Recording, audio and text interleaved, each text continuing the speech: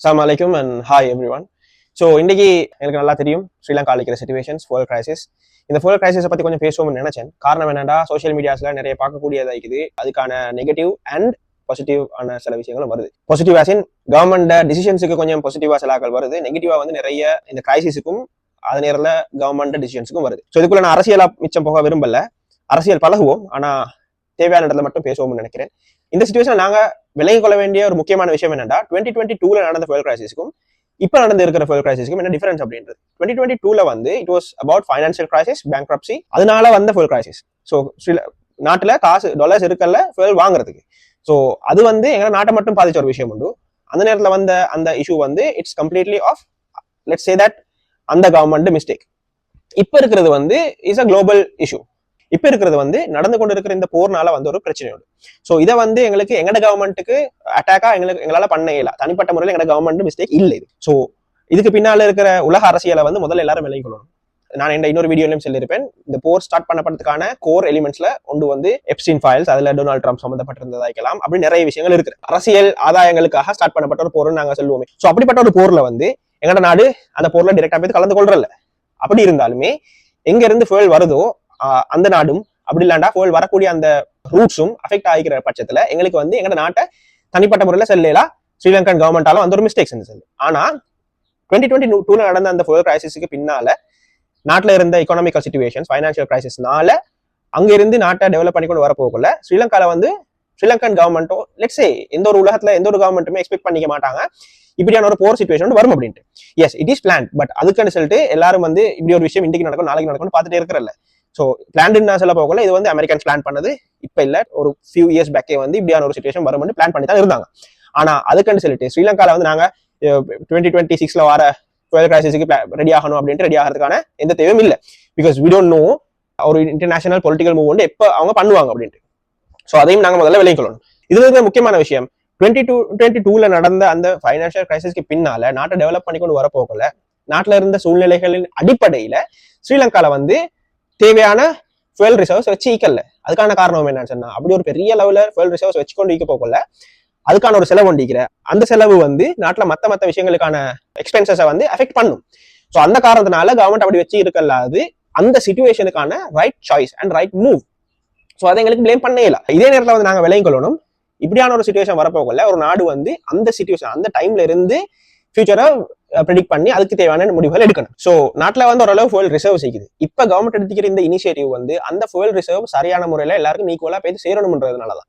அது இல்லாம நாட்டுல இல்ல பஞ்சம்ன்றதுனால இல்ல, அதனால நாங்க விலை கொள்ளணும். மக்களான எங்ககிட்ட இருக்கிற ஒரு மிகப்பெரிய ரெஸ்பான்சிபிலிட்டி என்னன்னு சொன்னா, இந்த போர் சிச்சுவேஷனை விளங்கி கொண்டு போர்க்கால சிச்சுவேஷனை அது மூலமா வர பிரச்சனைகளை விளங்கி கொண்டு, ஏன்னா யாருக்குமே தெரியா இந்த போர் எவ்வளவு காலத்துக்கு ப்ரொலாங் ஆக போகுது, எவ்வளவு காலத்துக்கு இன்னும் நீடிக்க போகுதுன்னு சொல்லிட்டு எனக்கோ பாக்குறவங்களுக்கோ ஈவன் ஸ்ரீலங்கன் கவர்மெண்ட்டுக்கோ தெரியா.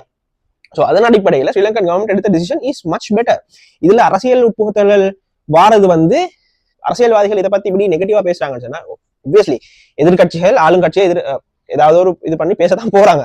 அதுதான் அரசியல். அது இல்லைன்னு சொன்னா அரசியல் இல்லை. சரி, ஸோ அதை நாங்க விலையை கொள்ளணும். ஆனா அதை நாங்க நம்பிக்கொண்டு எங்களோட கவர்மெண்ட் மேல நாங்க ஒரு அக்யூசேஷன் மாதிரி வச்சோம்னு சொன்னா இட்ஸ் கம்ப்ளீட்லி அன்ஃபேர். ஏன்னா கவர்மெண்ட் எடுத்த இந்த டிசிஷன் நான் இந்த கவர்மெண்ட்டுக்கு சப்போர்ட் பண்ணி பேசுறது இல்லை. ஆனா இந்த சிச்சுவேஷனை சரியா விலையை கொள்றவங்களுக்கு நான் சொல்ற விஷயம் விளங்கும் நான் நம்புறேன். ஏன்னா இந்த சிச்சுவேஷன்ல கவர்மெண்ட் எடுத்த இந்த டிசிஷன் எப்படின்னா, இருக்கிற ஃபுயல் ரிசர்வ்ஸை முடிஞ்ச அளவு நாங்க ப்ரொலாங் பண்ணுவோம், முடிஞ்ச அளவு மக்களுக்கு நீடிச்சு கொடுப்போம்ன்றதுனாலதான் கவர்மெண்ட் இந்த டிசிஷன்ஸ் எடுத்து வைக்குது. ஸோ அந்த மாதிரியான சிச்சுவேஷன் நாங்கள் அந்த டிசிஷனை ஏன் எடுத்துக்கிறாங்க, அது எப்படி எங்களோட லைஃப் ஸ்டைல்ல எஃபெக்ட் ஆகும் அப்படின்றத உட்பட நாங்க யோசிக்கணும்னு நான் நம்புறேன்.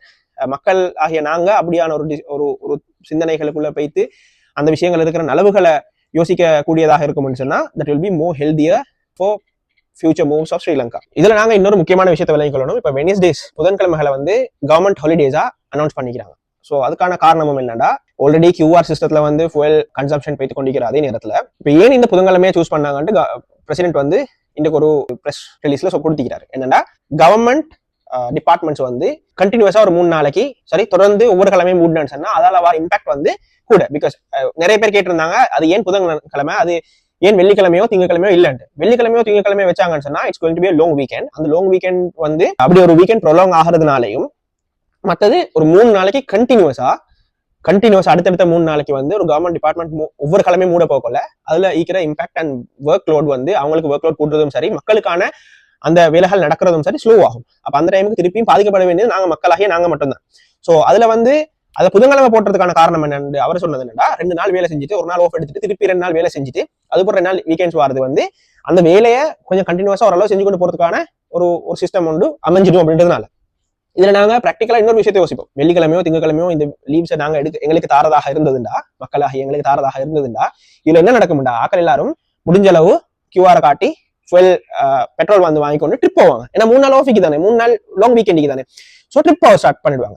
ஸோ அந்த அடிப்படையிலும் இது வந்து பெட்டர்னு நான் நினைக்கிறேன். இது one of the best decisions. So இப்போ நாங்க வந்து பார்க்கக்கூடியதா இருந்தா 2 வீக்ஸ் பேக்கே வந்து பாகிஸ்தான்ல ஆல்ரெடி அவங்க வந்து எல்லாத்தையுமே ஆன்லைன் பண்ணிட்டாங்க. ஆன்லைன் ஸ்டடி, ஆன்லைன் ஒர்க் எல்லாத்தையுமே இது பண்ணிட்டாங்க. ஒர்க் ஃப்ரம் ஹோம், ரிமோட் ஒர்க்ல தான் எல்லாத்தையும் ஸ்டார்ட் பண்ணிக்கிறாங்க. ஆனா எங்க கவர்மெண்ட் வந்து அப்படியான ஒரு சிச்சுவேஷனுக்கு போகாம ஒர்க்கையும் நார்மலைஸ் பண்ணிக்கொண்டு சிச்சுவேஷனையும் கோப் பண்றது வந்து one of the best decision. So நாங்க இதை வந்து எல்லாத்தையுமே வந்து எங்கட அட்வான்டேஜஸுக்காக வேண்டி, எங்கட சிச்சுவேஷன்ஸுக்காக வேண்டி, அதுவும் எங்கட தற்போதைய சிச்சுவேஷனுக்காக மட்டும், இப்பக்காக மட்டும் நாங்க யோசிக்காம ஃபியூச்சருக்காக வேண்டி யோசிச்சோம்னு சொன்னா இது one of the best decisions நான் நம்புறேன். ஸோ நான் நினைக்கிறேன் எண்ட் ஆஃப் மை கருத்து என்னன்னா, இந்த சிச்சுவேஷனை வந்து எங்களுக்கு 2 விதமா ஹேண்டில் பண்ணலாம். ஒன்று கோவப்பட்டு கொண்டு அரசாங்கத்துக்கு ஏசி கொண்டு இதுல இருக்கிற எல்லாத்துலயும் ஃப்ரஸ்ட்ரேட் ஆகி கொண்டு சரி எங்கட ஃப்ரஸ்ட்ரேஷனை வந்து நாங்க பெட்ரோல் போலில் நிக்க கொள்ளையுமோ இல்லாட்டி மற்ற இடங்கள்லயுமோ சோசியல் மீடியாலயுமோ காட்டிக்கொண்டு ஒரு விதமான விரோதத்தை வந்து பரப்பலாம். அப்படி இல்லாட்டி 2வது இந்த சிச்சுவேஷனை விளங்கி கொண்டு, இதுல எங்கட நாடு மட்டும் இல்லை, இன்டர்நேஷனல் பொலிட்டிக்ஸ் சம்பந்தமான ஒரு விஷயம் உண்டு. இதுல வந்து நிறைய விஷயங்கள் பாதிக்கப்பட்டிருக்குது, இன்னும் நிறைய நாடுகள் இதை விட பாதிக்கப்பட்டிருக்குது.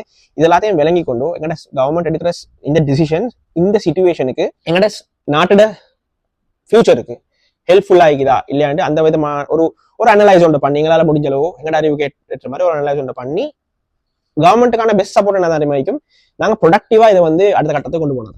சரி, அது எதிர்கட்சிகள் ஆகிக்கலாம், கவர்மெண்ட்ல இருக்கிற மந்திரிமார்களாவோ இல்லாட்டி மற்ற உறுப்பினர்களாகவோ இருக்கலாம். இந்த விஷயங்களை வந்து கொஞ்சம் ப்ரொடக்டிவா பார்த்து ஸ்ரீலங்கா நாட்டோட அடுத்த கட்டத்துக்கு எப்படி பாக்குறது, இந்த சிச்சுவேஷன் எப்படி டீல் பண்றதுன்னு மாதிரி யோசிச்சோம்னா பெட்டர் ஆகிக்கும்னு நினைக்கிறேன். ஸோ என்ற ஒரு கருத்தை நான் சொன்னேன்.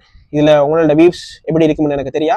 நான் சொன்ன இந்த விஷயங்கள் உங்களோட ஒரு சில கேள்விகளுக்கான விடையாகவும் உங்களுக்கு இருந்த ஒரு சில டவுட்களுக்கான பதிலாகவும் இருந்திருந்தா எனக்கு மிச்சம் சந்தோஷமா இருக்கும். ஜஸாக்கல்லாஹ்.